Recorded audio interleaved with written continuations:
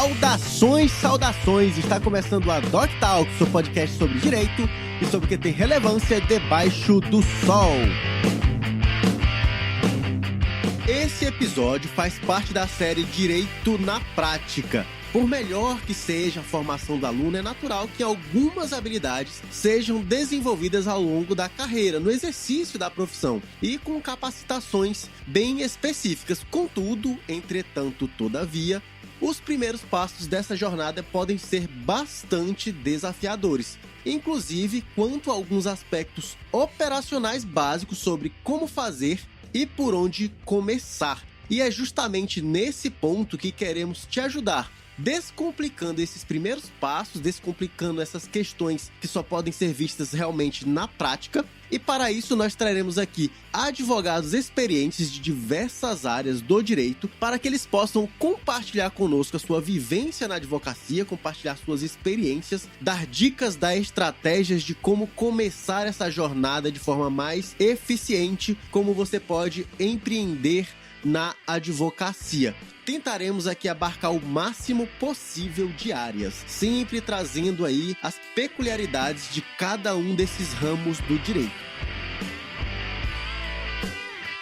É claro também que nós dependemos da disponibilidade dos nossos convidados, mas você pode nos ajudar com isso. Como você pode nos ajudar? Compartilhe esse conteúdo com seus amigos, com seus colegas. E à medida que esse canal vai crescendo, à medida que esse canal vai tomando força, nós continuamos fornecendo conteúdo de qualidade para você. Continuamos alcançando também bons convidados neste podcast. Então, compartilhe esse conteúdo para continuarmos crescendo, continuarmos produzindo bons conteúdos para você.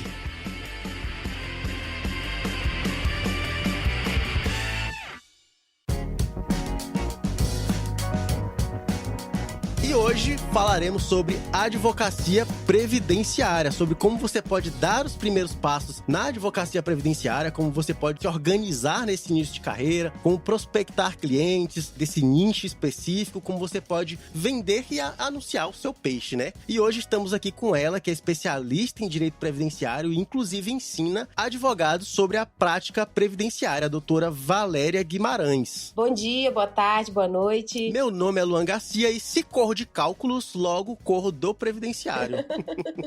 Gente, meu nome é Valéria Guimarães, eu sou advogada previdenciarista, tenho um Instagram onde eu compartilho onde eu compartilho aí todas as minhas experiências, a prática, sobretudo na advocacia previdenciária, e vamos que vamos, tô aqui para agregar o máximo que eu puder aí para vocês. Olha aí.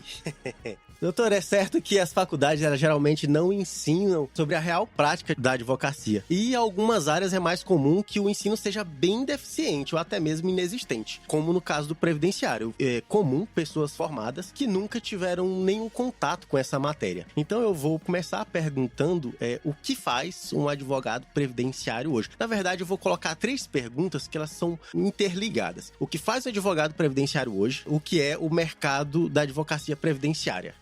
Certo, vamos lá. Eu gosto de dar o exemplo da minha mãe. Quando eu comecei a me especializar em direito previdenciário, ela virou pra mim e falou: minha filha, mas faz o quê mesmo? Eu falei: mãe, eu sou advogada de aposentadoria. Aí ela sim entendeu. A coisa fez sentido pra ela. E aí, assim como a minha mãe, que não tem estudo, né? Enfim, ela retrata o cenário da maioria da população, na verdade. As pessoas não sabem o que significa o direito previdenciário, bem como os estudantes de direito também, eles ficam completamente alheios a essa área. Como você bem colocou, muitas faculdades, inclusive, nem têm na grade o direito previdenciário, e quando tem, é uma matéria de 40 horas, em que você consegue ali ver a matéria superficialmente, e o pior, ela fica sempre no último semestre, e no último semestre o estudante está sempre bem mais focado no TCC. Desesperado com o TCC. Desesperado, se arrastando. É uma perda de uma oportunidade muito grande. O direito previdenciário hoje, hoje, ele retrata a Seguridade Social. Na verdade, ele é um viés da Seguridade Social. A Seguridade hoje ela é dividida em assistência social, saúde e previdência. E aí o direito previdenciário entra nisso. Para que serve, na verdade, o direito previdenciário? É para nos proteger dos riscos sociais. É como se fosse um seguro. A diferença é que, por exemplo, saúde e assistência você não precisa contribuir, mas a previdência você precisa. Saúde e assistência, eu como cidadã que não contribuo, tenho direito a ela, gratuitamente. Já a previdência, só se contribuir é que você tem direito à cobertura desses riscos. Que riscos são esses? Morte, com a pensão por morte para os dependentes, tem aí salário maternidade, tem as aposentadorias em si, tem o próprio auxílio doença, aposentadoria por invalidez. Então, são uma série de benefícios previdenciários que te socorrem na hora que esse risco te acomete. Mas assim, normalmente as pessoas entendem, sempre ligam o direito previdenciário à aposentadoria. E aí, voltando à questão de ser uma grande perda de oportunidade, não ver essa matéria na faculdade, o estudante, o formado ali, ele sai da faculdade muito ligado nessas áreas principais que a gente já está acostumado, que é civil, família, o próprio criminal, né?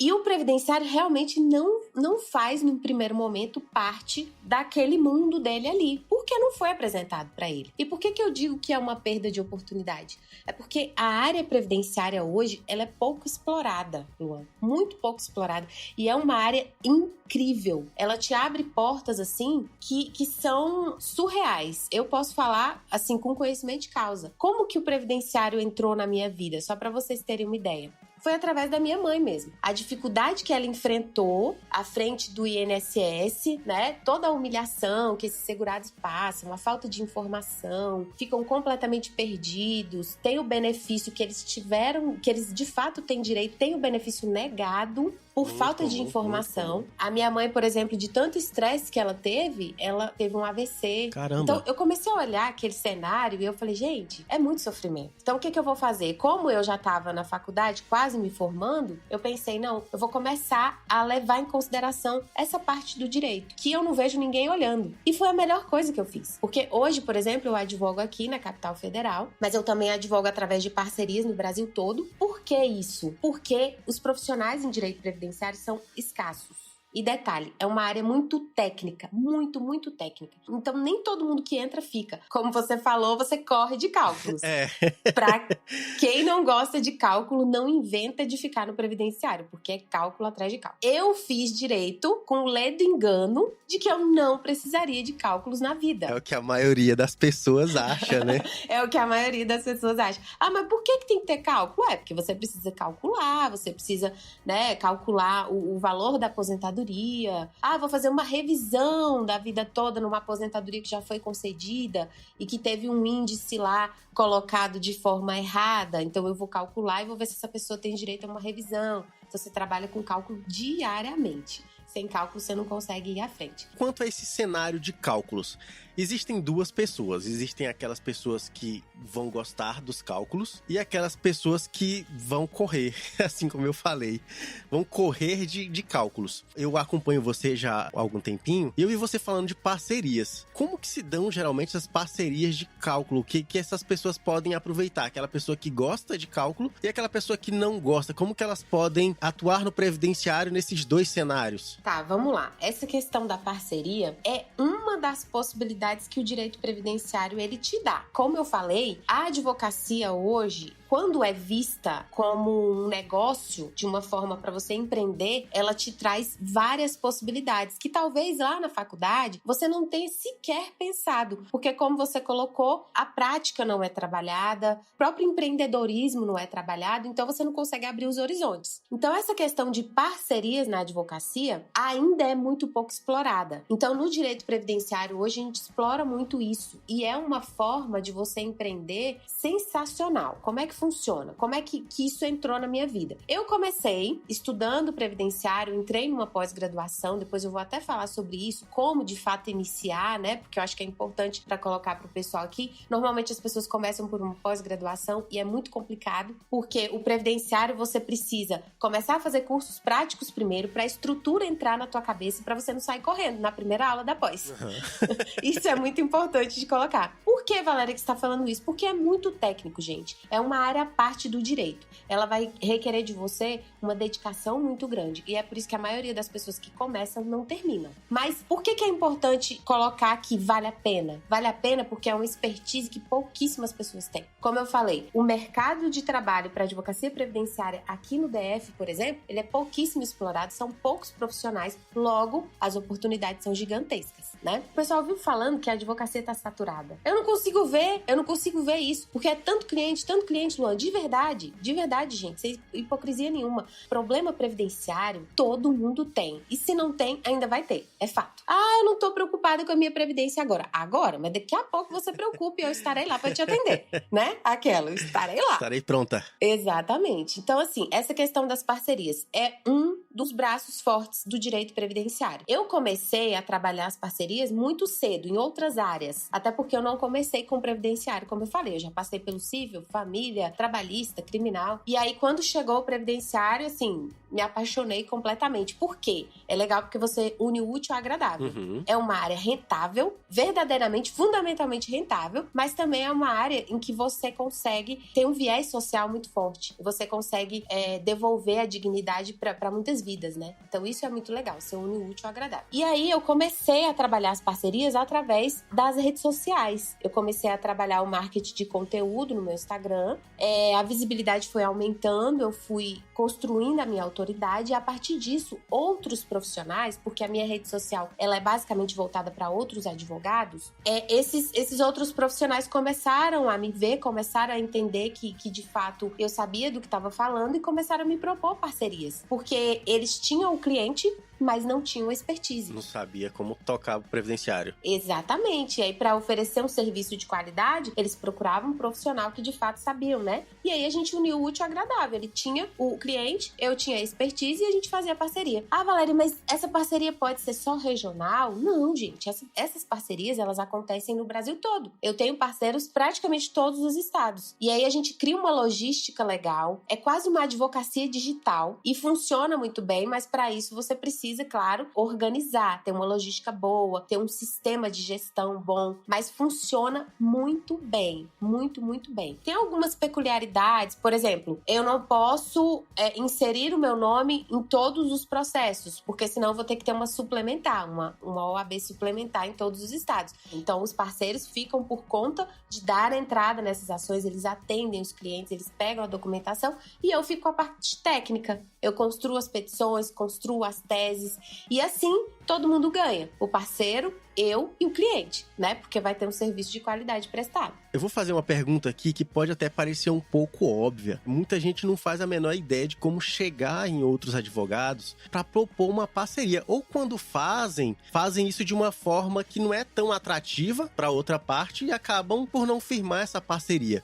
E eu queria algumas dicas de como você chegar e propor esse tipo de parceria com outros escritórios. É muito simples. É como... Você não precisa inventar a roda. Você só precisa fazer ela rodar. Você entra em contato com um profissional. Normalmente, quando você entra em contato com um profissional que já tem a expertise, normalmente ele já tem formas de parcerias para te oferecer, porque não existe uma única parceria. Vai depender muito da situação. Por exemplo, no meu caso, eu tenho várias formas de parcerias. Eu tenho aquela parceria em que o advogado ele já tem expertise em direito previdenciário, que é a área, mas ele não tem expertise em determinado nicho, que é a aposentadoria especial, por exemplo. Então, ele entra em contato comigo e diz, olha, eu entendo, eu sei atender um cliente previdenciário, porque tem particularidades no atendimento ao cliente previdenciário, né?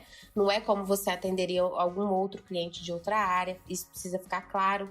Mas por quê? Porque existem coisas que se você não perguntar ali no atendimento, você não consegue desenvolver o raciocínio e a análise. Então, eu preciso, quando o profissional entra em contato comigo, olha, eu queria propor uma parceria e tal, eu já tenho os planos de parceria. Como? Aquela em que o profissional já tem uma certa expertise, como eu falei, mas não conhece o nicho. Normalmente, nesse caso, a gente faz uma parceria de 50-50. Porque aí todo mundo vai trabalhar de uma forma justa, né? E a gente vai dividir ali os trabalhos e os ganhos. Só que tem aquele profissional, Luan, que ele não tem expertise nenhuma. Ele só tem o cliente. E aí seria uma parceria de indicação. Mas existe aquele profissional que ele quer indicar, mas ele também quer aprender. Então eu incluo na minha parceria uma forma dele indicar e conseguir trabalhar junto comigo para aprender também. E aí as porcentagens vão mudando. Então, o que acontece? Você tem o cliente e não tem a expertise, procure um profissional que tenha, proponha a parceria e provavelmente ele já vai te passar os planos de parceria que ele tem. E dentro daquilo você vê na melhor que você se encaixa. Parceria é algo muito bom, mas ela precisa ser muito bem pré-estabelecida. Eu sempre costumo dizer que o combinado não sai caro. Então não faça uma parceria sem contrato. Eu particularmente tenho contrato, tenho o manual do parceiro, eu tenho um kit que eu entrego pro parceiro. Como assim? Um kit de todos os documentos que ele vai precisar em termos de contrato de parceria, contrato de honorários, procuração, declaração de hipossuficiência, a ficha de atendimento. Tem a lista também de documentos para cada demanda. Ele vai ter um aparato para poder ajudar ele naqueles primeiros atendimentos. E tem um vídeo explicativo meu também. Nossa, que legal.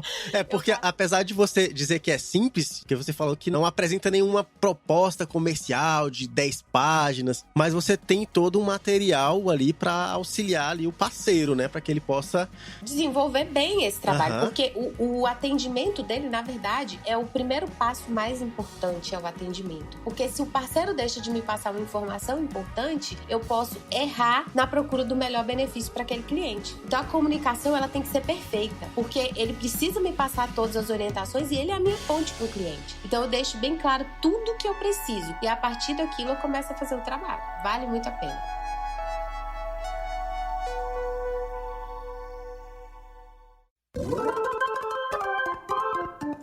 Valéria, agora uma coisa é reformas previdenciárias. Pelo visto, não é muito uma novidade de Paulo Guedes, de Bolsonaro, uma reforma previdenciária. Pelo que consta, assim, desde 95 que vem acontecendo algumas mudanças, né? Mini reformas no previdenciário. E pelo que eu entendo da advocacia, quanto mais mudanças, quanto mais as relações jurídicas são alteradas, melhor para o advogado. Então, como que funciona essa dinâmica na advocacia previdenciária em relação a mudanças? Como que isso se dá ali na ponta, na prática? Sempre existem dois lados, ou até mais, né? A gente aprende isso na faculdade de Direito, inclusive. Depende muito do ponto de vista. Por exemplo, muita gente falou assim, a reforma vai acabar com tudo, não vão existir mais os direitos sociais, vão retirar os direitos dos cidadãos e tudo mais. E o advogado, em contrapartida, o montante de trabalho dele aumentou consideravelmente. Consideravelmente. O advogado previdenciário, ele nunca trabalhou tanto na vida dele. Olha aí. E as demandas são inúmeras. Por quê? Vou dar um exemplo aqui. Pós-reforma, as pessoas normalmente elas se desesperam, né? Elas ficam completamente perdidas. Não, e de fato é mesmo, porque, por exemplo, essa foi uma mudança muito brusca. A emenda 103, agora de 2019, ela trouxe mudanças muito, muito bruscas, que afetaram profundamente os cidadãos, e muitos deles ainda nem sabem que foram tão afetados. Mas aqueles, né, mais instruídos, que já acompanhavam, eles entenderam que iam ser completamente afetados por aquilo. O que eles fizeram? Eles começaram a procurar especialistas na área para fazer o planejamento previdenciário. Ou seja, eu preciso saber o seguinte, doutora, eu preciso saber se eu vou conseguir me aposentar com a regra antiga e se não, quais são as consequências que eu vou sofrer? Quanto tempo mais eu preciso trabalhar? Será que eu vou aposentar? Que é a pergunta que a maioria faz, né? Eu nem vou contribuir mais, porque eu não vou aposentar mesmo? Não é assim, gente. E aí vem esse serviço que eu acabei de falar, que é o planejamento previdenciário, que cresceu, assim, muito, muito, muito. E é um serviço muito bom de fazer, exige expertise, muita expertise. Eu costumo dizer que o planejamento previdenciário é o previdenciário inteiro. Você tem que conhecer toda a legislação, inclusive as passadas, porque tem muita gente que passa por várias mudanças e aí você precisa entender o contexto para fazer o planejamento previdenciário e você consegue cobrar legal, né? É um serviço muito, muito bom de fazer. E aí cresceu essa demanda e não só essa, várias outras. Por exemplo, as mudanças não param, né? Acabou de sair aí um decreto, que é o 10.410, que muda o regulamento da Previdência Social e vem impactando diretamente na esfera administrativa também, não só na judicial. Então, o tempo inteiro tá mudando. Mas o que acontece? Para o cidadão, nem sempre é bom de fato, porque ele perde muita coisa. Mas quando ele procura um profissional realmente especializado, isso pode ser amenizado. E cada dia mais as pessoas vão precisar do advogado previdenciário. Até lá no INSS, que não precisa de advogado. Ele vai precisar, porque quando ele dá entrada num requerimento mal instruído, ou seja, provas fracas, faltando documento, tudo isso vai trazer consequências para ele. E normalmente as consequências são terríveis. E com a orientação de um advogado, isso pode ser amenizado. Então, gente, a reforma, por um lado, pelo lado social, eu posso dizer que numa balança, ela não foi positiva. Agora, para o advogado, em si, as demandas aumentaram. E ele é tão importante quanto antes, tão necessário quanto antes, né? Então, existe aí o lado positivo e o lado negativo para ambas as partes. Você falou de atuação ali no administrativo, junto ao INSS, por exemplo. E é uma peculiaridade da advocacia previdenciária, nessa parte administrativa aí, né? Eu vejo que alguns advogados, eles deixam muito de lado essa atuação dentro do administrativo e querem pular diretamente para a parte judicial. Queria que você comentasse um pouco da importância dessa atuação administrativa. Então, perfeita a sua colocação. É exatamente assim que funciona. Por quê? Porque o que a gente aprende na faculdade é que a gente tem que judicializar. A gente tem que sair de lá e eu vou te processar, e é lide pra lá e é lide pra cá. Só que, na verdade, no previdenciário, a gente precisa ponderar algumas coisas. Primeiro, por quê? Explicar aqui um pouco a estrutura pro pessoal. Gente, quando a gente fala de direito previdenciário, a primeira coisa que a gente precisa fazer, e de fato precisa, não é uma opção, é ir pela esfera administrativa primeiro, ou seja, diretamente ao INSS pleitear o benefício do segurado. Quem é o segurado? O seu cliente. Deixando aqui claro o seguinte, que quando eu digo que ele é segurado, é porque ele contribui para a Previdência. Então, ele paga o seguro, logo ele tem direito a esse benefício. Quem não contribui, não tem direito em tese. Tem algumas exceções aí na esfera assistencial, mas, em regra, a pessoa que não contribui não tem direito e não é segurada. Então, quando você começa, a primeira coisa que precisa ser feita é esse requerimento administrativo. Já é uma esfera incrível do direito previdenciário e que é negligenciada pelos advogados. Por quê? Também, normalmente, o cliente te procura quando ele já tentou na esfera administrativa e teve um indeferimento. Normalmente é assim que funciona. E aí o advogado pega aquilo e ele já fala, o que você precisa para judicializar? Você precisa do indeferimento. Não necessariamente você precisa exaurir a esfera administrativa, que é grande. Você passa pelo INSS, depois, se você entrar com recursos, você vai para o Conselho de Recursos. Lá tem juntas, câmaras, tem o Conselho Pleno. Então, é uma estrutura gigantesca. E a maioria dos advogados nem conhece essa estrutura, porque ele já vai direto para o judiciário. Só que existe uma questão aí, gente. Primeiro, administrativo, dependendo do entendimento do Conselho de Recursos, enfim, você consegue o benefício administrativamente. É mais rápido, é mais prático. Só que você precisa ter expertise para saber se aquele caso concreto ali entra no entendimento favorável lá, né, na esfera administrativa. Quando você consegue receber mais rápido, inclusive. Agora, quando você judicializa, seja no Juizado Especial Federal, seja na Vara Federal, demora muito mais. E assim, demora muito mais para você, mas demora muito mais também para o cliente. Porque, gente, às vezes, aquele benefício é um prato de comida na mesa dele. Então, é algo que precisa ser muito bem visto, porque você está tratando com pessoas normalmente de baixa renda que precisam daquilo o mais rápido possível. Então, se você pensar hoje em ir para esse viés do direito previdenciário, você tem que considerar muito bem a esfera administrativa, porque nela muita coisa pode acontecer. E eu digo mais, Luan, tem escritórios, tem advogados autônomos que só trabalham na esfera administrativa do direito previdenciário hoje. É óbvio que tem escritórios que trabalham as duas, né? O administrativo e o judicial. Mas tem escritório que só trabalha no administrativo. E aí você tem acesso às plataformas, o Meu INSS, o INSS Digital, que é um acordo entre a OAB e o INSS. E aí você consegue fazer tudo digital. É muito digital a esfera administrativa hoje, tanto quanto a esfera judicial. E é algo a se pensar. É realmente bem rentável e mais rápido, inclusive.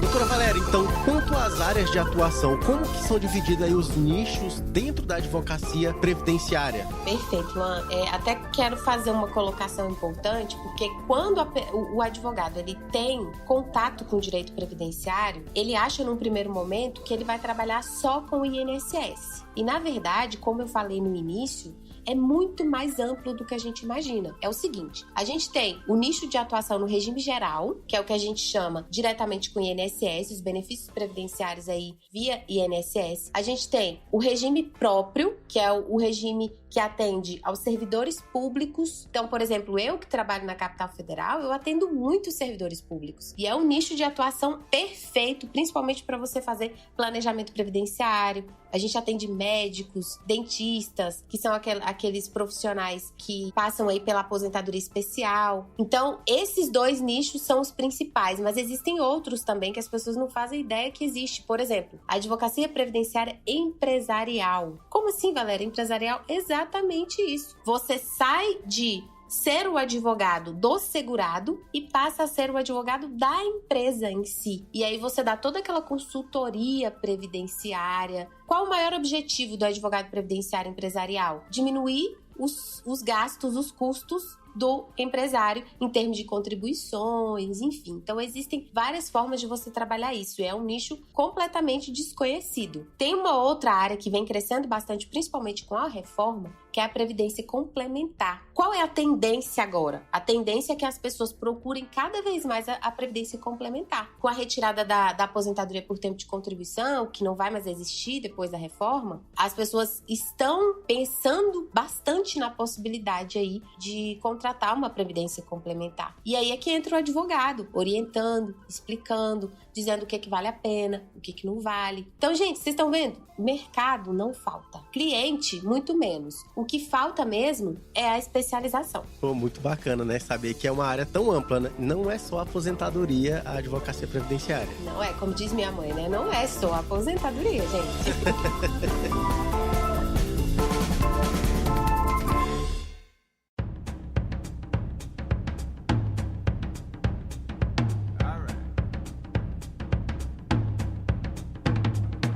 Você acabou de falar em aposentadoria complementar, né? E também teve muitas alterações, como você também citou atrás, na Previdência. E eu queria saber como que o advogado pode atuar dentro desse ramo, na Previdência complementar. Então, a previdência complementar, ela pode ser bem trabalhada aí na esfera individual, né, de cada segurado. Aquele segurado que faz um planejamento previdenciário, percebe que a renda dele não vai ficar tão atrativa quando ele aposentar, e aí ele já consegue anteceder isso. Ele pensa, poxa, eu fiz o planejamento, né, para saber quando eu vou aposentar e quanto vai ficar minha renda quando eu aposentar, mas para mim não tá bom. Então, doutor, eu queria ver a possibilidade de fazer uma previdência complementar. Para que ela serve? Literalmente para complementar a aposentadoria lá, quando ele cumprir os requisitos para alcançar. Existem várias formas de previdências complementares. Abertas, fechadas, isso tudo precisa ser repassado para o cliente, para ele entender o que vai ser mais vantajoso. Mas a previdência complementar também, em contrapartida, pode ser trabalhada nas empresas em si, né? Existem muitas empresas que contratam previdências complementares, que colocam à disposição dos seus empregados essas previdências complementares. Então, ela pode ser trabalhada tanto aqui na pessoa física quanto na pessoa jurídica. Aí se abre muito mais o leque de atuação do advogado também. Existem hoje pouquíssimas pós-graduações voltadas para previdência complementar, mas já existem. Então você faz uma pós só em previdência complementar. Você faz uma pós só em advocacia previdenciária empresarial, que no caso eu estou fazendo agora também. É um mundo à parte. Gente, estou falando isso para vocês porque quando eu comecei, que isso tudo veio à tona para mim, eu falei, mentira, que eu estava sentada naquela cadeira da faculdade lá e eu não sabia que isso sequer existia.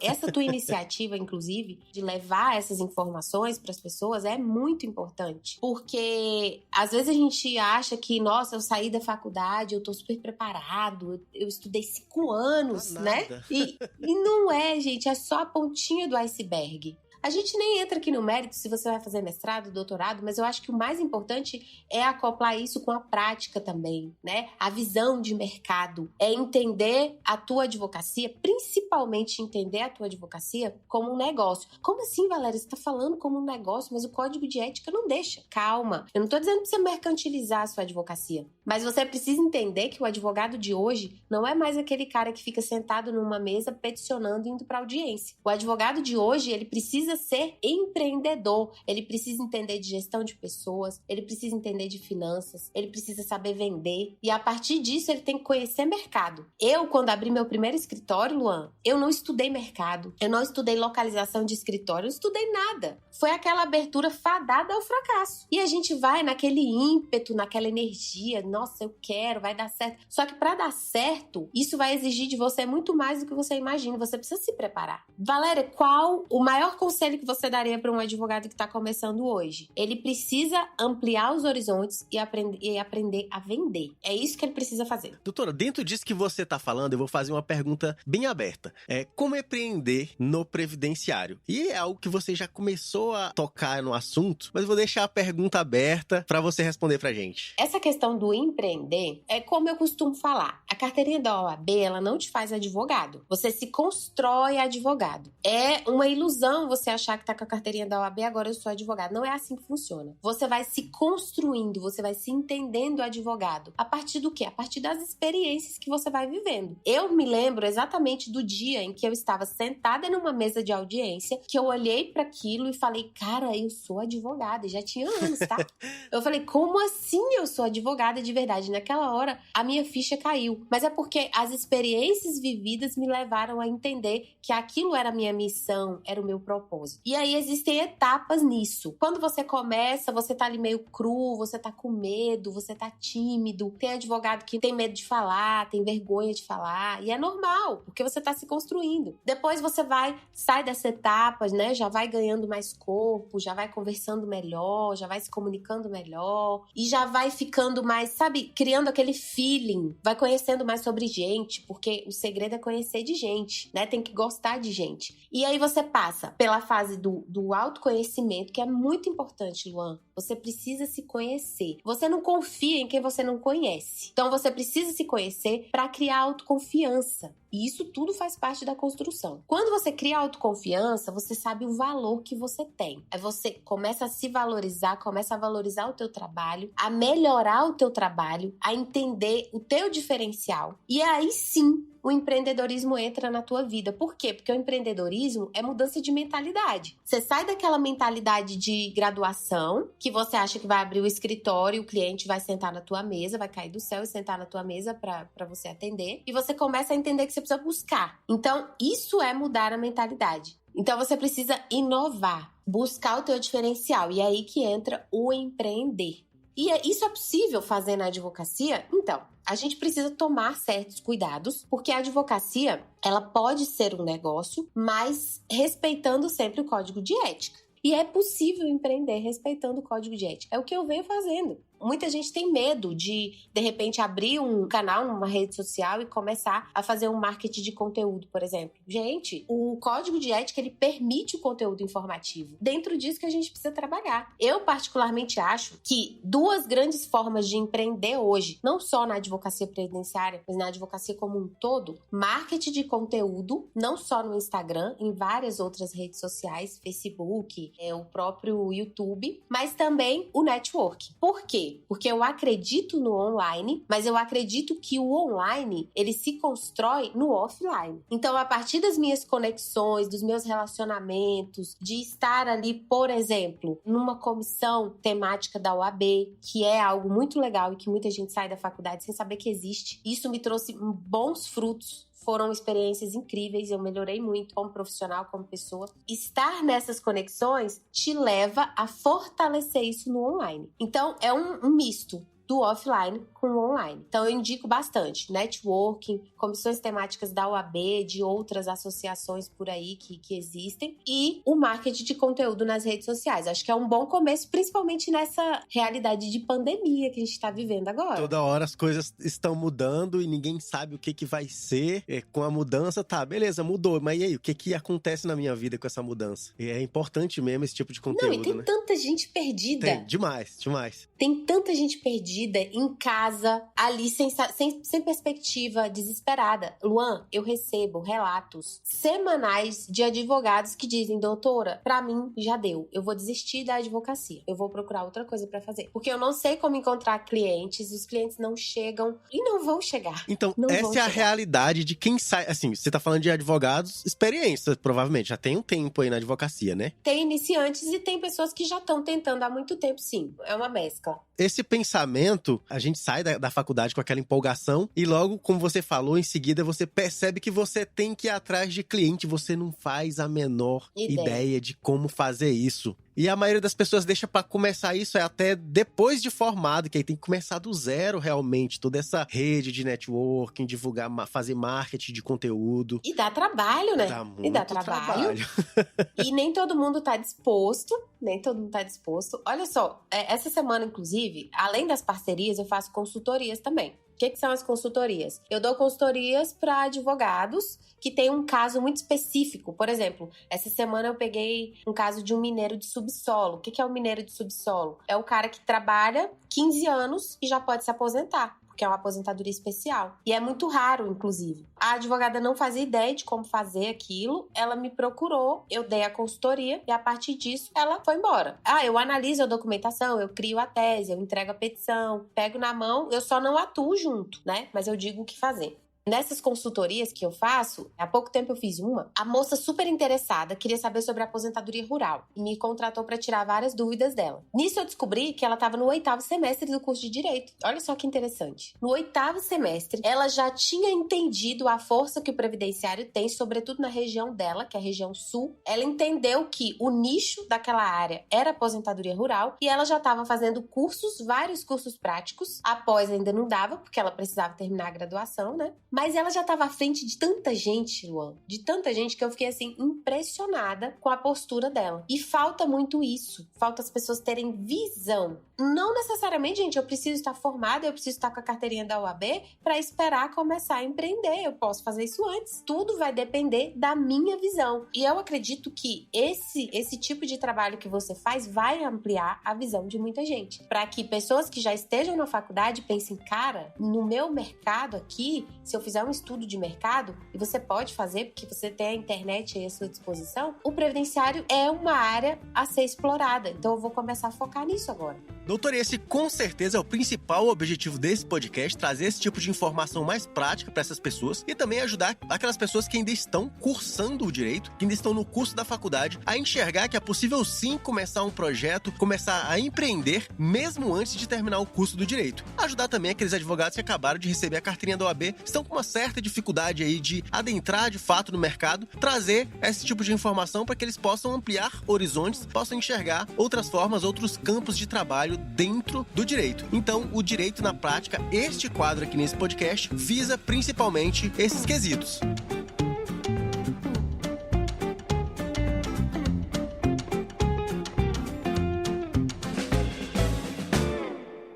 Vou trazer aqui para o direito previdenciário as dificuldades que eu tive no início, que você só vai ter na prática, como você colocou. Fui atender um primeiro cliente. Fui atender o cliente sem contrato de honorários, sem procuração, sem declaração de hipossuficiência. Você imagina, você chega lá e aí, você faz contrato como? Você só vai preocupado em saber se você consegue resolver o problema do cliente. É só nisso que você pensa. O celular toca, te dá dor de barriga, de tanto desespero, de pensar.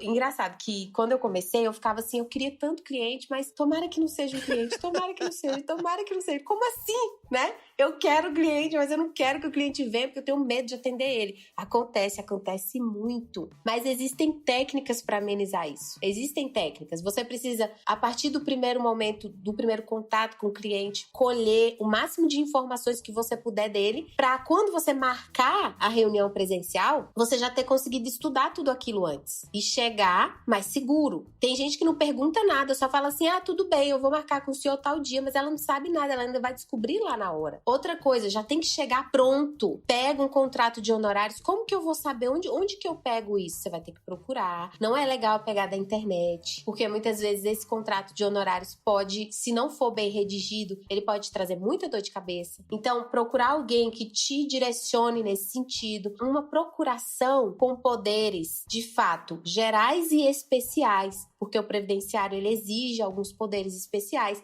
Se você não colocar na procuração, você não vai ter direito de fazer aquilo. E aí você vai ter que mudar depois. Por exemplo, ok, fechei com o cliente o contrato. E agora? Vou redigir a petição. Tô com a petição pronta. Eu vou dar entrada aonde, Luan? Pelo amor de Deus. Se aqui no DF, eu dou entrada no PJE. Mas para eu dar entrada no PJE, eu preciso do certificado digital. Eu tenho que já ter dado entrada nisso. Eu não sei usar o certificado digital e tampouco o PJE. Se eu for advogar lá no Rio Grande do Norte, não é o PJE, é o CRETA. Se eu for advogar em algum outro estado, não é o PJE nem o CRETA, pode ser o EPROC. Então, assim, são várias dificuldades da prática que o advogado não faz nem ideia que existem. Outra coisa, na esfera administrativa, né? Você vai dar entrada no requerimento. Eu dou entrada aonde?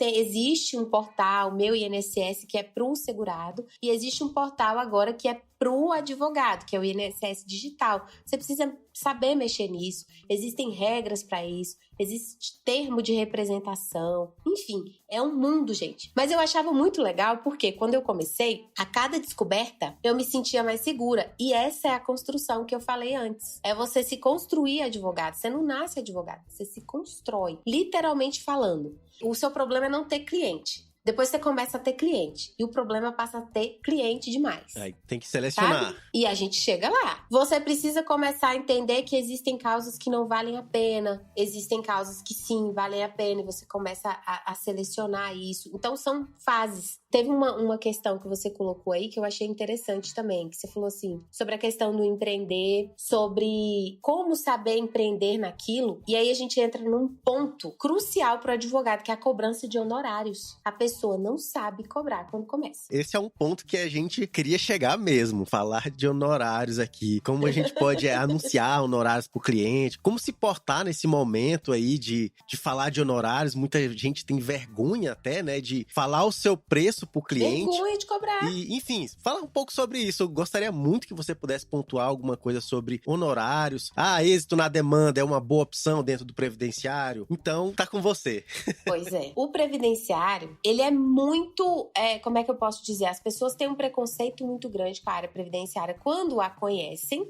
Porque acontece aquilo de você não conhecer e já perder uma oportunidade. E de você conhecer e conhecer errado. Porque quando você conhece, você ouve falar que você só cobra no êxito. Como o trabalhista, por exemplo. Gente, previdenciário não se cobra só no êxito. Na verdade, no êxito é se não tiver outro jeito. É a última opção, tá? E outra coisa, não é só a demanda em si que você cobra. Existem outros serviços que você precisa entregar para o cliente antes. E isso precisa ser individualizado. Não existe um serviço só. Por isso que é interessante, quando você começa, você entender todo esse contexto, entender qual o serviço que você entrega, entender como você pode cobrar isso. A gente já começa pela cobrança de consulta, por exemplo. As pessoas entendem que você não pode cobrar consulta porque você está lidando com pessoas de baixa renda. Elas não têm dinheiro, como que você vai cobrar consulta? Eu descobri, Luan, no teste, que as pessoas te procuram, claro, não estou generalizando aqui, né? Na maioria das vezes, elas te procuram já com o dinheiro da consulta no bolso. Olha aí. Só que aí você não cobra. E ela já sabe que você não vai cobrar. Porque ela já sabe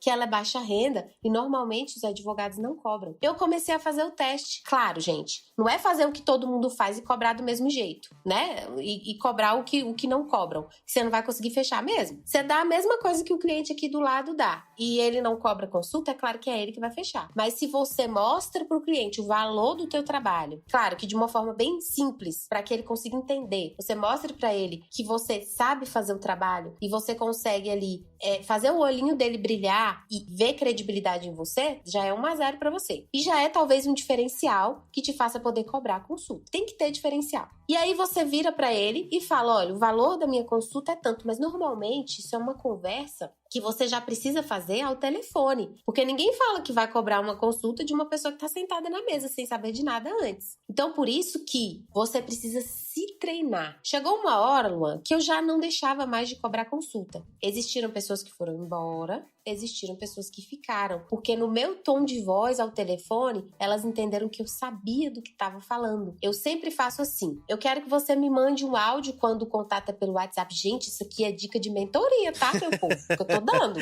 Dica de mentoria. Eu sempre faço o seguinte. Eu converso com a pessoa ao telefone ou no WhatsApp e eu peço pra ela me contar um pouco da história dela, como eu falei pra vocês. Porque eu me preparo pro caso dela. Só que quando ela me fala, eu já sei analisar os problemas que ela vai ter. E eu já digo pra ela, olha, o teu caso, a depender da situação, é um caso de uma certa forma grave. E esse problema precisa ser resolvido. Então, o que a gente vai fazer pra resolver isso? A gente precisa fazer isso de uma forma superficial, mas que ela entenda que eu sei do que tô falando. O seu problema dá pra ser resolvido assim, assado. Eu vou precisar disso, vou precisar daquilo, daquela introdução. Ali, a pessoa já entendeu que você é especialista mesmo. É diferente quando ela vai num outro advogado que vira e fala pra ela, não, tudo bem, vamos marcar tal dia. Ok, tá bom. Ó, a consulta é tanto. Ela não vai pagar, porque você não mostrou valor pra ela. Começa por aí. Mas é com a prática que a gente vai melhorando. Então chegou um momento que eu entendi que aquela pessoa me procurava já com o dinheiro da consulta no bolso. E eu comecei a fazer jus a isso. Eu falava, olha, o valor é esse. Gente, o valor é diferente do preço. O valor é o que você agrega na vida dela. O preço é o que ela paga. Então você precisa mostrar o valor primeiro para ela te pagar o preço. Não tem outra forma. Se você mostra o preço primeiro e não mostra o valor, ela não paga. Ela não sabe o que ela vai estar pagando, né? Sim! Não sentiu confiança ainda. Isso. E aí é que eu te falei. Quando você se constrói advogado e você chega numa fase em que você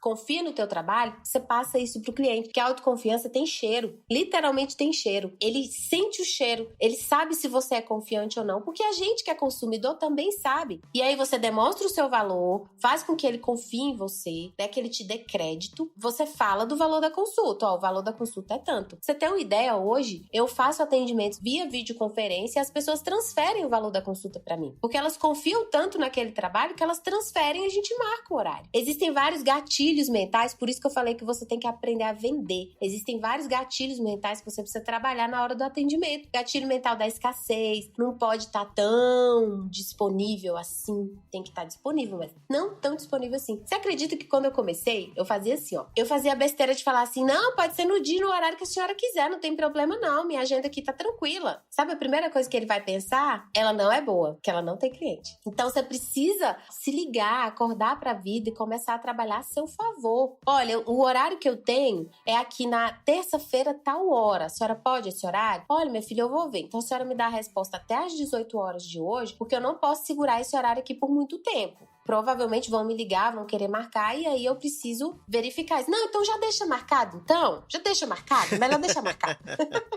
Então, gente, tem que saber vender, tem que saber trabalhar. Sobre a questão dos honorários, para você cobrar, você precisa estar seguro do que você vai oferecer. Por isso que eu sempre falo, eu não sei fazer o serviço. Você vai se sentir seguro. Procura alguém que saiba, porque você vai ter a confiança de saber que você tem alguém para contar. Então, você vai entregar um bom serviço. E quando você entrega um bom serviço, você pode cobrar por ele. É difícil quando você não sabe o que vai entregar. Você se sente inseguro de cobrar. Mas quando você sabe o bom trabalho que você vai desenvolver e o trabalho que dá pra fazer, você cobra e cobra sem dor na consciência. Eu recebo advogados hoje que viram pra mim e falam assim, doutora, eu tenho vergonha de cobrar, doutora, eu tenho dó de cobrar. Gente, a gente trabalha, é o nosso trabalho, é o nosso suor. Isso demanda tempo, isso demanda estudo. Olha o tanto que você teve que estudar. Então a gente precisa se sentir seguro para cobrar. Resumindo aqui, previdenciário não se cobra só no êxito. Você cobra consulta, você cobra a análise, porque você vai estar analisando documentação. Um atendimento previdenciário ele não é menos de 1 hora. Então você vai ficar 1 hora analisando o documento ali sem cobrar? Não vai valer a pena para você. E às vezes você analisa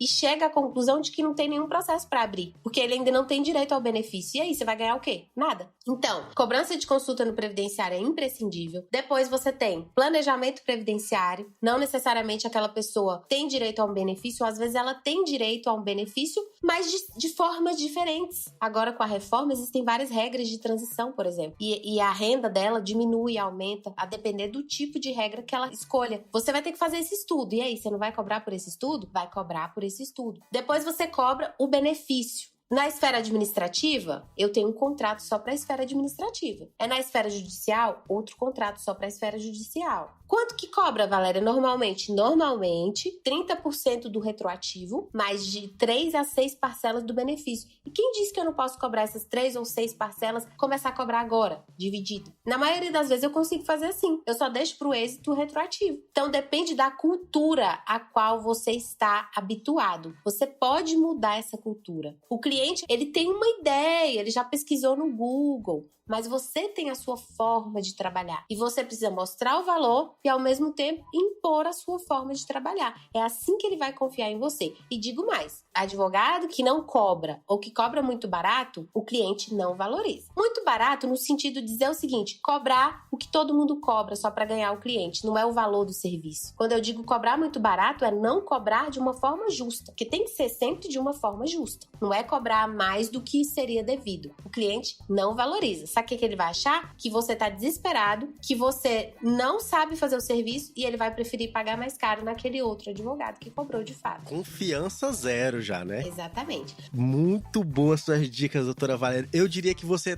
está entregando o ouro nesse momento. Eu tô. Eu diria isso. Mas, Luan, eu tenho o seguinte princípio comigo. Se vocês me seguirem lá no Instagram, depois aí o Luan deixa disponível pra vocês. Vai estar na descrição desse episódio, tá? Ótimo. O que acontece? Eu faço uma entrega completa, porque eu entendi que quanto mais eu entrego, mais eu consigo converter pra mim. É a lei da reciprocidade. Quanto mais a gente dá, mais a gente recebe. Quando você entende isso na própria advocacia, o retorno, Luan, é muito maior. Muito, muito maior. Para de ficar retendo conhecimento. Quando tiver conhecimento, vai lá e faz a tua entrega completa. O que vai retornar para você é muito mais do que o que você tá dando, com certeza. Sensacional, doutora. Sensacional.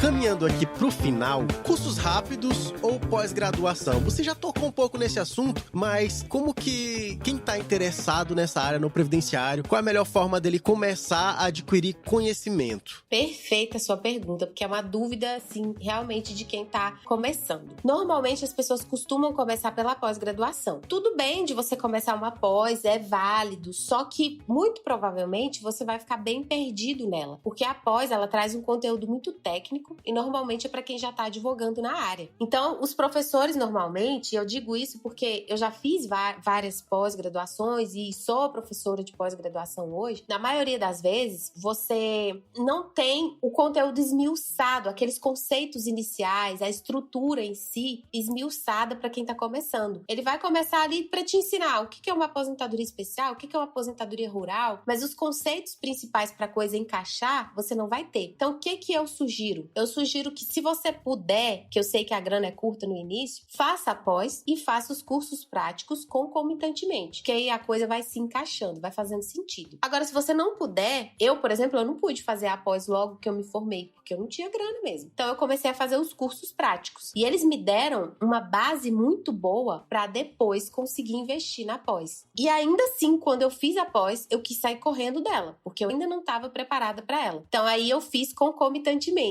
os cursos práticos com a pós. Porque é isso, Luan. A pessoa sai da faculdade com aquela ideia, ok, eu vou advogar, eu vou judicializar, o conteúdo que eu tenho já é suficiente para eu advogar, e você vai entendendo que quanto mais você estuda, menos você sabe. E aí você dá de cara com cálculos no previdenciário, você pira literalmente. Mas, gente, é tão bom quando as coisas começam a se encaixar. E quando você percebe que aquilo que você sabe, quase ninguém domina. E esse é o teu diferencial. Dá trabalho, mas quando você chega num certo nível de conhecimento e você consegue perceber que naquela área ali você é referência, isso não tem preço. É um caminho árduo a se percorrer, mas isso não tem preço. Valéria, vale a pena? Vale. Não se enganem que vocês vão parar de estudar, vocês vão estudar cada dia mais. No momento, por exemplo, eu estou fazendo 6 cursos concomitantemente. Caramba!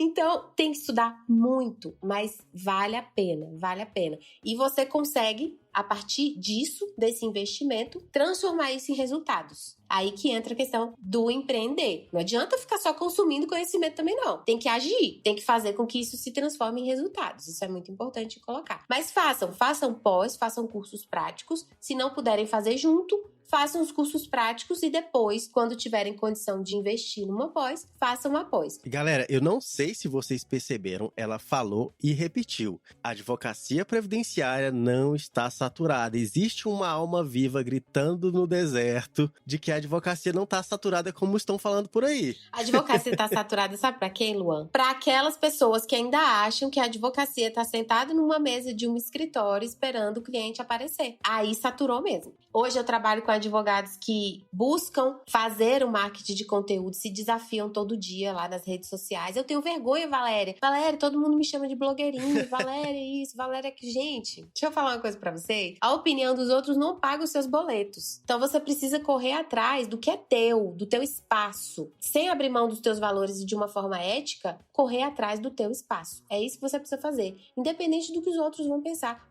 Foca no objetivo, entenda o que você quer pra você, foca no objetivo e vai A galera lá. pensa que é fácil ficar colocando a cara ali na câmera, na frente do celular e ficar falando, né? Todo mundo olha, fica rindo, negada pensa que é fácil, negada pensa que é fácil. É uma exposição muito grande, né? É muito grande a exposição. É uma exposição muito grande, você tá ali, tá se doando, existe todo um gasto de energia muito grande, né? Quando você quer Sem dúvida. colocar um conteúdo disponível ali na internet. E dentro disso aqui, doutora, pensando aqui no cliente previdenciário, o que você acha melhor? Ou você acha plausível todas essas opções? Sites, redes sociais, conta no Jus Brasil? Qual é a melhor forma de alcançar o cliente previdenciário pensando nessa forma de marketing de conteúdo? Olha só, muito importante sua pergunta também. Tem gente que acha que pode fazer um marketing de conteúdo aleatoriamente. E na verdade, gente, cada tipo de rede social ela foi criada para atingir determinado público. Vou dar o exemplo da advocacia previdenciária. No Instagram, eu consigo alcançar um público. No Facebook, outro. Muita gente me pergunta assim, mas o cliente tá no Instagram? Às vezes o cliente não está. Por quê? Porque eu atendo muito idoso, né? O Instagram é pra uma galera mais nova. Exatamente. Mas lá tá o neto do meu cliente, tá o filho do meu cliente, tá o vizinho do meu cliente. Que muitas vezes é quem vai tomar a decisão, né? Às vezes é o neto que toma a decisão. Exatamente. Pra onde que vai. É com quem eu resolvo, é com quem eu me comunico, é quem entende melhor e repassa pra ele. Então não é perdido. Lá no Instagram eu consigo a clientela indiretamente, às vezes até diretamente, porque os idosos hoje em dia eles estão bem pra frente, né? Eles estão no Instagram também. Tem esse negócio. Minha mãe já tá no Instagram, A minha exemplo. também, gente. Então, Meu Deus. e eu acho que é de vocês também. Isso tá mudando, gente. Isso tá mudando muito. Mas é fato que no Facebook, os idosos ainda estão lá. Estão em maior número lá. Então, o meu conteúdo no Facebook é completamente diferente do meu conteúdo no Instagram. Meu conteúdo no Instagram hoje, eu consigo clientes? Consigo. Mas ele é mais voltado para os advogados. No Facebook, ele é mais voltado para os clientes. E os posts mudam. As headlines dos posts mudam completamente. Vou dar um exemplo. Instagram, eu colocaria, por exemplo, um conteúdo mais técnico. Voltado para um tema que foi votado e que agora dá direito a tal coisa. Porque isso interessa para o advogado. No Facebook, eu coloco assim. Quem nunca contribuiu para a Previdência pode se aposentar? Gente, o povo fala, nossa, eu nunca contribuí, será que eu posso aposentar? E aí eles se interessam pelo teu conteúdo. Agora, conteúdo Jus Brasil vale a pena? Vale a pena demais. Eu já consegui muito cliente pelo Jus Brasil. Porque onde é que a pessoa tá hoje? Onde é que tá a atenção dela? Na tela do celular e do computador, na internet. Então você precisa utilizar. LinkedIn é importante? É importante. Mas ali, normalmente, são relações profissionais. Normalmente o cliente não tá lá, mas as parcerias estão. Uma outra, YouTube. YouTube importantíssimo. Inclusive, eu preciso dar uma melhorada no meu, mas tá faltando tempo, mas eu chego lá. Maravilha. Doutora, escritório, café ou sala da OAB? Muita gente tá começando, não vai ter grana pra construir um escritório bacana, porque alugar uma sala é fácil. Agora, você colocar toda uma mobília que fique bacana, que dê pra você levar o seu cliente, que seja algo atrativo, aí já é bem mais caro. Então, assim, algumas opções, tem uns cafés, sala da OAB, tem alguns crowdworkings, né? Fala um pouco pra gente aí de como essa galera pode iniciar e pode utilizar esses esses mecanismos? Primeira coisa, pé no chão. Muito pé no chão. É experiência própria isso que eu tô falando, gente. Abrir uma sala sem ter uma visão de mercado, sem ter uma mentalidade empreendedora, é muito complicado. Porque você acha que abrindo a sala, os clientes vão chegar e eles não vão. Então, a primeira preocupação não é ter o local. A primeira preocupação é saber como prospectar os clientes. Essa tem que ser a primeira preocupação. E o que a gente vê é que a maioria das pessoas saem da faculdade preocupadas em abrir a sala. Não é a sua primeira preocupação. Não tem que ser nem de longe. Como o Luan bem colocou, é vergonha atender numa sala da OAB? Muito pelo contrário, eu atendi anos em sala de OAB. E o cliente não sabe a diferença. Ele sequer sabe que ali é uma sala da OAB e que, de repente, colocam ali para você ser atendido. Muitos acham até que é o seu escritório. Então, não tem problema nenhum. Atender num café é possível também? Depende muito da área, né? O previdenciário, às vezes, as pessoas estão muito, como no direito de família, elas estão muito fragilizadas. Então, às vezes, é melhor um lugar mais que vá acolher melhor ela, que não seja público, né? Às vezes ela quer chorar, às vezes quer desabafar, enfim. Então, às vezes, um coworking, como ele colocou, são lugares baratos e bem equipados que você pode fazer uso disso em locais estratégicos. Agora, eu vou dar só uma dica muito importante para quem está pensando em abrir um escritório na área previdenciária. Gente, escritório na área previdenciária não pode ser aberto em qualquer lugar. Primeiro, se você for atender o regime geral, que é as pessoas ligadas ao INSS, você precisa entender que nesse local precisa ter um acesso a ônibus fácil, porque os seus clientes, eles andam de ônibus. Dependendo, você vai atender muito cliente deficiente, com dificuldade para locomoção. Então, não pode ser um local que tem escada. Se for elevador, não pode ser num andar muito alto, porque tem idosos que não sobem, só sobem no máximo até o quarto. Tem uns que nem sobem. É verdade, é verdade. Elevador é um caso sério para idoso. Exatamente. Você precisa pensar nisso tudo. Tem que ser funcional. Antes de ser chique, de ser bonito, tem que ser funcional. Óbvio que tem que ser um local digno para atender aquela pessoa. Mas antes de tudo, tem que ser funcional. Outra coisa, atender um cliente previdenciário é diferente de atender um outro cliente, tá? Você precisa ser empático com aquela pessoa. Então, não adianta, por exemplo, Luan, eu ir atender um idoso que tá ali passando dificuldade, toda na pompa, toda trabalhada no salto, na maquiagem, porque eu não vou me comunicar com ele. Ele vai olhar pra mim e vai me ver distante da realidade dele. Essa doutora toda madame aqui não vai saber de nada, não. Ixi, Maria! O que acontece comigo hoje? Eu tenho escritórios em locais estratégicos. Por exemplo, eu tenho um escritório num local, pra quem é do DF, né, vai saber que finíssimo. É Lago Sul. É uma área lá nobre da capital. Lá eu atendo servidores públicos, clientes empresariais, como eu falei, da advocacia previdenciária empresarial. Tem um outro que é no local intermediário, que aí já tem um elevador e tal, dependendo da situação, eu consigo atender ali várias pessoas, um local estratégico também. E já tem um outro que é num local simples, de fácil acesso, sem muita pompa, para poder atender esse público. Então, hoje, eu consigo fazer essa diferenciação para que eu consiga atender melhor o meu cliente. Mas quando você está começando, e se você for focar no previdenciário, pensa nessas questões e pensa no local, na área também. Porque não adianta eu colocar numa área nobre, os meus clientes nunca vão lá, se eu for atender regime geral. Isso é muito importante. Tá começando? Começa tranquilo, com o pé no chão. Vai atendendo nas salas da OAB, vai criando suas estratégias, vai aprendendo sobre finanças, gestão de pessoas, marketing. Um escritório sem marketing não existe. Então você precisa primeiro se preparar, mudar a tua mentalidade para você então ter um negócio. Aí vai funcionar. Vou te falar uma estatística aqui que é assustadora. Mais de 70% dos escritórios que são abertos nos primeiros anos de advocacia fecham. Fecham antes dos 2 primeiros anos, porque você não tem estrutura para manter. E eu nem digo só de dinheiro não, tá? Porque não é só o dinheiro que mantém o negócio. Existem várias outras coisas que você precisa ter para escalar o negócio, porque não adianta ficar só ali, você precisa escalar. Então, ter uma visão empreendedora é extremamente importante para esse momento aqui.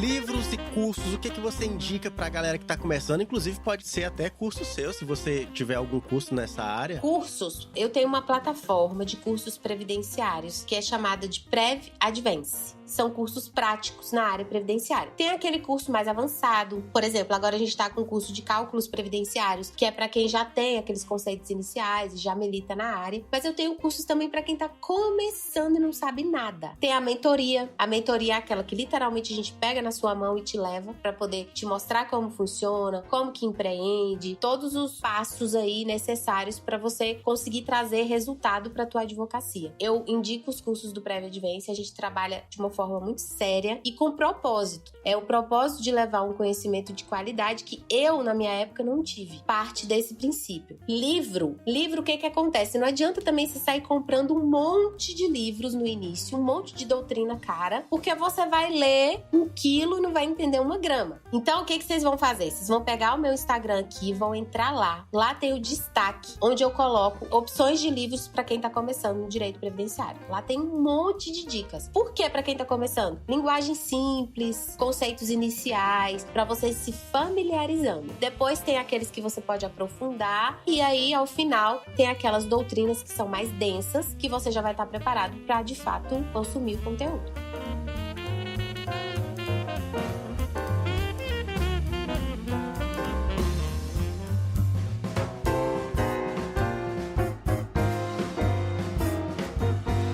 Suas alegações finais aqui nesse episódio, por favor. Vamos lá. Essa minha fala aqui é uma fala que eu levo pra vida. Funcionou comigo e é por isso que eu trago aqui hoje pra vocês. A advocacia, o diferencial dela era o conhecimento. Era. Muita gente acha que ainda é, mas não é mais. O conhecimento hoje, ele é obrigação. Você tá na era digital, você tem acesso ao conhecimento a hora que você quiser, então não é mais diferencial. Qual que é o diferencial hoje, Valéria? Primeiro, relacionamentos. Segundo, atitude. Se você se fechar no seu mundo e não fizer nada, nada vai acontecer. Mas se você se abrir para conhecer pessoas, e quando eu falo conhecer pessoas, eu digo de um modo geral, é você sair de casa entendendo que cada pessoa é um mundo e que você pode contribuir para o mundo daquela pessoa. Como, Valéria? Me colocando à disposição, conversando com ela, puxando conversa. Na padaria sabem que eu sou advogada, no condomínio sabem que eu sou advogada, na esquina sabem que eu sou advogada. Para você ter uma ideia, aqui em frente da minha casa tem um sinal e tem um rapaz que trabalha aqui no sinal. Eu já recebi indicação desse rapaz do sinal. Cara.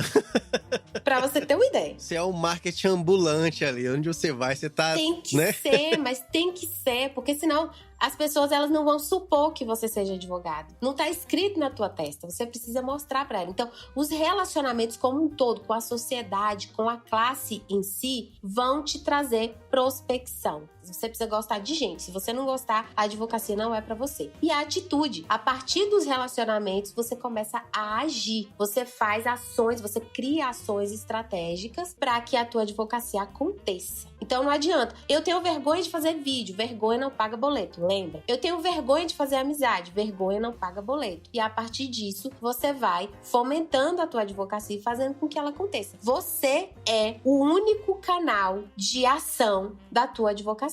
Você é o seu melhor e maior instrumento. Então, comece a usar esse instrumento. Se não for assim, você não consegue. E aí você vai entrar naquele discurso de advocacia saturada e desistir e vai voltar pra série. Vai mandar mensagem pra doutora Valéria. Doutora, desisto, não dá mais. Não manda porque vai levar catracada. Isso é fato. Certeza que vai levar catracada. Quando for pra falar pra desistir, primeiro você me fala tudo que você tentou. Eu tentei até a última gota. Aí eu vou até levar em consideração o que você me falou. Mas se não tentou muita coisa, não fala que vai desistir. Continua tentando primeiro. Doutora, queria te agradecer por todo esse conteúdo que você disponibilizou aqui pra gente. De graça, gente, a doutora Valéria tá vindo aqui, tá gastando o tempo dela, entregando ouro pra gente. Muito obrigado, doutora Valéria. Eu vou deixar todos os contatos da Valéria. Eu só não vou poder deixar telefone porque a OAB não permite, mas eu vou poder deixar o Instagram dela, eu vou poder deixar o site dela, o e-mail dela, vai estar na descrição desse episódio. Então, se você tá escutando isso aqui pelo Deezer, pelo Spotify, pelo iTunes, tem como entrar e verificar a descrição do episódio. Ou se você tá escutando pelo próprio site da DocTalk, você vai ter acesso mais fácil a toda a descrição. Doutora Valéria, tem mais alguma coisa que você queira falar aqui?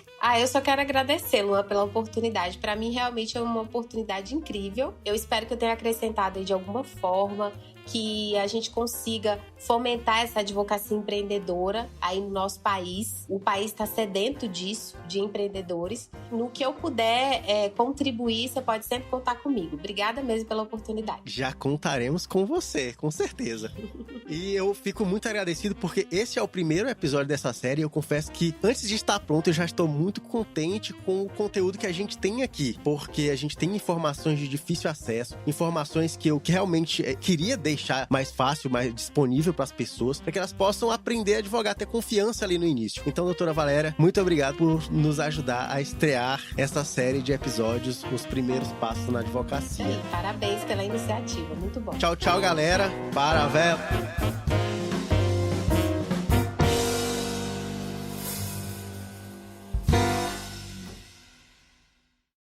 É até interessante a história do Prévia de Vez, porque a minha sócia, Luan, eu a conheci pelo Instagram e eu a vi 2 vezes na vida, pessoalmente. Caramba, já é essa sócia.